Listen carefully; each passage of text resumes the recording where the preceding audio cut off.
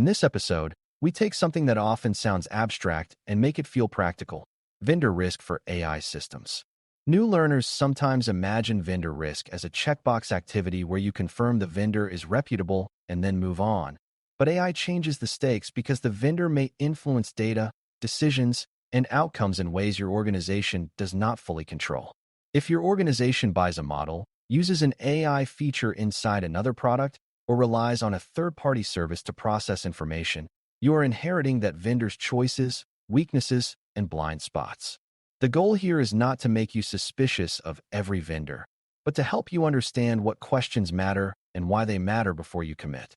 We will connect three practical ideas: due diligence, the contract, and ongoing oversight, because treating vendor risk as a one-time review is one of the fastest ways to end up with unexpected exposure. By the end, you should be able to explain how organizations turn vendor promises into real controls and how they keep those controls working over time. Before we continue, a quick note. This audio course is a companion to our course companion books. The first book is about the exam and provides detailed information on how to pass it best. The second book is a Kindle-only ebook that contains 1,000 flashcards that can be used on your mobile device or Kindle. Check them both out at cyberauthor.me in the Bare Metal Study Guide series. To make vendor risk feel real, start by recognizing what a vendor relationship actually is in the AI context. It is not just buying software. It can be outsourcing parts of decision-making, outsourcing data processing, or outsourcing model behavior you cannot fully predict. A vendor might host the model, provide the training data, manage the updates, or supply the interface your users interact with, and each of those roles creates different risks. Beginners often think the vendor is responsible for whatever the model does, but in practice your organization is the one facing customers, regulators, and reputational damage if things go wrong. Vendor risk is the mismatch between how much impact the vendor has and how little visibility you have into their decisions. When that mismatch is large, you need stronger controls, clearer terms, and better monitoring. If you do not close the mismatch, you end up relying on trust when you should be relying on evidence. Due diligence is the process of learning what you are really buying and whether it fits your risk tolerance, and it should begin earlier than most people expect. A beginner mistake is to treat due diligence as a security questionnaire sent right before purchase, but the best due diligence starts when the product team is still deciding between options. You want to ask what the system does, what it cannot do, and what conditions make it behave badly, because limitations matter as much as capabilities. You also want to understand what data the vendor touches, what data the vendor stores, and what data the vendor might reuse, because those choices can create privacy and compliance consequences. Another key due diligence idea is dependency mapping, meaning you learn what third parties your vendor relies on, because your risk chain can be longer than you realize. When you treat due diligence as learning, not paperwork, you can spot risks early enough to choose a safer option or adjust your design before you are locked in. A strong due diligence mindset includes asking for clarity about model scope and intended use, because AI vendors often market broad capability while the safest performance happens inside narrow boundaries. You want the vendor to explain what tasks their system is designed to handle, what tasks it is not designed to handle, and what kinds of inputs create unstable or unsafe outputs. If the system is used for decision support, you should ask how it handles uncertainty, how it communicates confidence, and what guardrails exist to prevent harmful recommendations. If the system produces text or images, you should ask what safety filters exist and what categories of content are blocked or restricted. You are not looking for perfect answers. You are looking for whether the vendor can describe boundaries honestly and consistently. A vendor that cannot explain limitations in plain language is a vendor that may not manage those limitations well. That matters because your organization will be blamed for misuse even when the root cause is unclear boundaries. Data questions are often the heart of AI vendor risk because data is both the fuel and the possible leak point. You need to know whether your data is used only to provide the service or whether it could be used to improve the vendor's models, and whether you can opt out of any reuse. You also need to know where data is stored, how long it is retained, and how it is protected, because retention and access patterns can create long-lasting exposure. Another beginner-friendly concern is data mixing, where your data might be processed in a way that puts it near other customers' data, which can raise questions about separation and potential leakage. If the vendor uses your data for fine-tuning or training, you need to understand what that means for deletion and what it means for future model behavior. You should also ask what happens to logs, because logs can contain sensitive content even when the main storage is controlled. Good due diligence makes the invisible flow of data visible enough to manage. Security due diligence still matters, but with AI you must expand what you consider part of security beyond the classic idea of keeping attackers out. You want to understand access controls, authentication, encryption, and incident response, but you also want to understand abuse resistance, such as how the system responds to attempts to manipulate it into doing unsafe things. You should ask about monitoring for misuse, rate limits, and safeguards that prevent one user from causing broad harm. You also want to know how updates are handled, because model updates can change behavior without obvious signs, which can create risk if your organization depends on stable outputs. Another security concern is availability and resilience, because if your business depends on the vendor, downtime becomes a risk event, not just an inconvenience. A simple way to summarize security due diligence is to ask how the vendor prevents compromise, how they detect problems, and how they contain damage. If their answers are vague, you should assume you will be surprised later. Legal and privacy due diligence should not be treated as separate tasks that happen after security, because many vendor risks are about obligations and rights rather than technical weaknesses.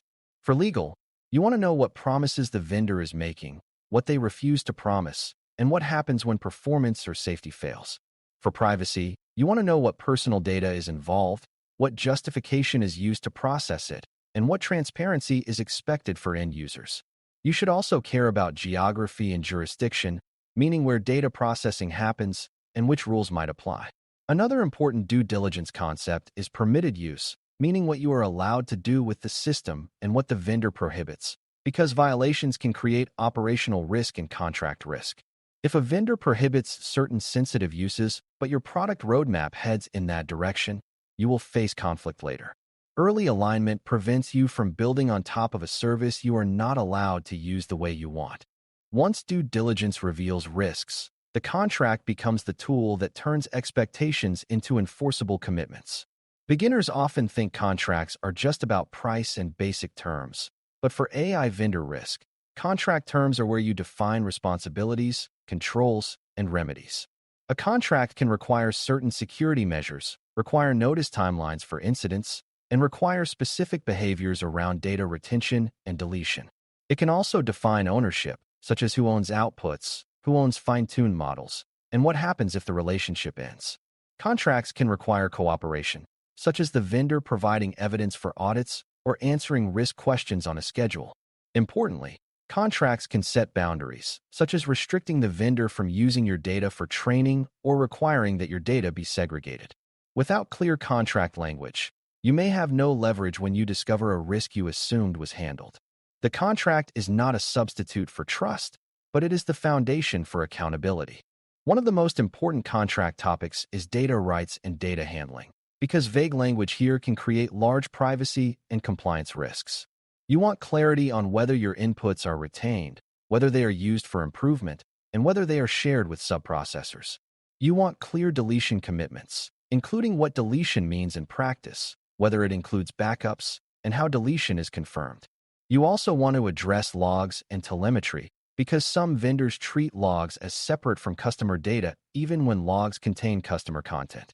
Another key point is confidentiality, meaning the vendor's employees and systems should not access your data except as needed to provide the service, and access should be controlled and auditable. If your organization handles sensitive data, the contract should reflect that reality with stronger protections. Beginners should remember that unclear terms are not neutral. They usually benefit the party with more power. Making vendor risk real means insisting on clarity where it matters most. Another contract area that matters a lot for AI is change management, because model behavior can shift even when the interface stays the same.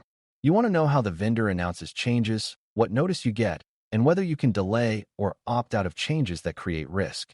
You also want to know how the vendor tests updates for safety and quality, and whether those tests are meaningful for your use case. If your organization relies on consistent behavior for compliance or safety, you may need stronger terms around versioning and stability. Contracts can also address service levels, meaning uptime expectations and response times, because outages and degraded performance can become operational risk. For AI systems that influence decisions, you should care about quality regressions, not just downtime. A vendor update that increases hallucinations can be just as damaging as an outage if users act on incorrect information. This is why ongoing oversight must exist, because contracts alone cannot predict every change. Ongoing oversight is the part many organizations underinvest in, and it is where vendor risk becomes a living practice instead of a one-time review. Once the system is in use, real risk shows up in real outputs, and you need ways to notice problems early. Oversight includes performance monitoring, safety monitoring, and compliance monitoring, and it should be tied to your specific use case. For example, if the AI system helps users draft messages, oversight might focus on unsafe content, privacy leakage, or misleading claims. If the AI system supports decisions, oversight might focus on error patterns, drift, and user over-reliance. Oversight also includes relationship management, meaning regular check-ins, shared incident drills, and clear points of contact. A vendor relationship without ongoing conversation is a relationship where surprises build silently. Beginners should think of oversight as a safety habit that continues for as long as the vendor is part of your system. A key idea in ongoing oversight is verification, meaning you do not rely only on what the vendor says, but you also watch what the system does. You can verify by sampling outputs, tracking complaints, reviewing unusual spikes in certain types of results, and monitoring for patterns that suggest drift or abuse. You can also verify by checking whether the vendor is meeting reporting obligations and whether they disclose incidents and changes as promised. Another oversight practice is auditing, which can include requesting evidence of controls, reviewing third-party assessments, or requiring periodic updates on security and privacy practices. The goal is not to punish vendors. The goal is to keep risk visible and manageable. Vendors also benefit from this structure because clear oversight signals that your organization takes safety seriously and will not accept vague reassurances.